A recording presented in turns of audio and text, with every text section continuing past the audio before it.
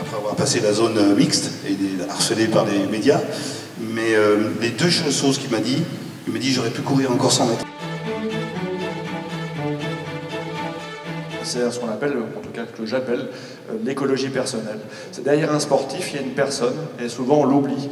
Et que pour porter le sportif et les exploits sportifs, il faut une personne qui soit en stabilité, et on verra comment travailler cette stabilité-là en quelques mots.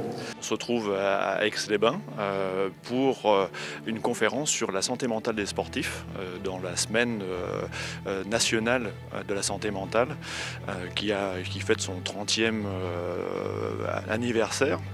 Et la mairie d'Aix-les-Bains et son maire a voulu faire une journée spécifique sur les sportifs, puisque la santé mentale habituellement est plus dans le collectif, dans la mémoire collective, attachée aux personnes âgées.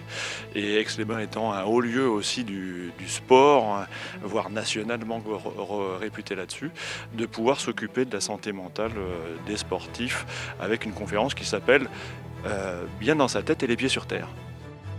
C'est un sujet qui est d'actualité, qui a souvent été sous-estimé dans la préparation du sportif. Et l'objectif est de sensibiliser les gens sur l'aspect important et comme un facteur direct de la performance, cet aspect psychologie.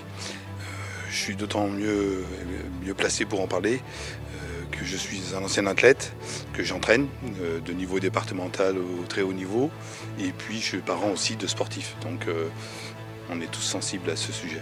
En tant qu'athlète, je parle de mon expérience du haut niveau, comment on gère les différentes émotions positives et négatives, et comment les gérer pour pouvoir être performant à l'entraînement et en compétition. C'est important que je partage mon expérience et de ce que je vis et comment je gère ça en tant qu'athlète de haut niveau pour pouvoir donner des outils, des conseils ou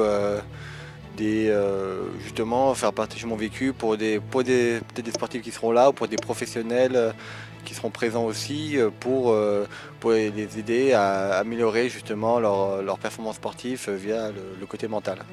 On va parler de 3 piliers. La première, c'est de travailler son écologie personnelle, ses piliers de vie, personnel, couple, famille, projet professionnel et social, pour pouvoir être posé et nous amener à réussir même si on ne réussit pas d'un point de vue sportif. C'est réussir sa vie en tant qu'homme ou femme avant tout, et puis après réussir en tant que sportif.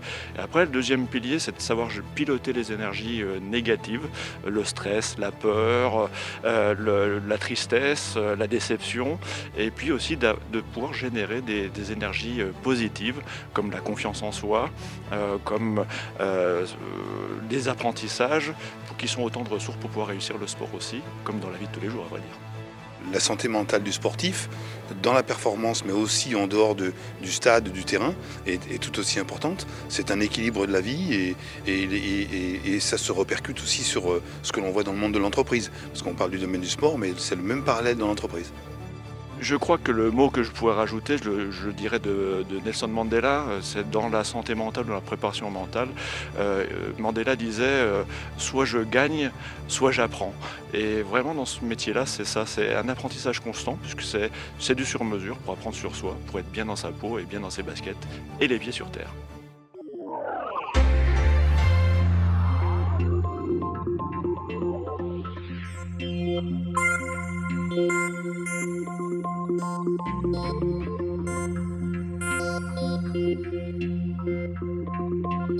Thank you.